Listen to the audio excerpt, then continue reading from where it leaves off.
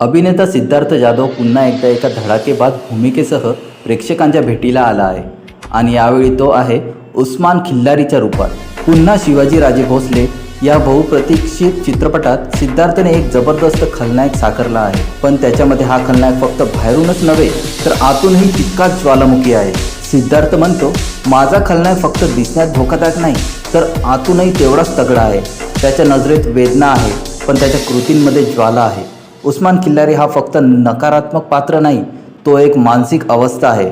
या भूमिकेसाठी सिद्धार्थने केलेली मेहनत आणि बदललेला लूक पाहून चाहत्यांनी आश्चर्य वाटतंय.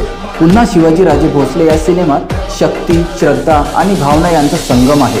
सिद्धार्थचा हा लूक सोशल मीडियावर प्रचंड व्हायरल होत असून प्रेक्षकांकडून हा सिद्धू नव्हे एक वादळ आहे अशा प्रतिक्रिया येत आहेत. तुम्ही उस्मान खिल्लारीचा हा अवतार पाहिला का?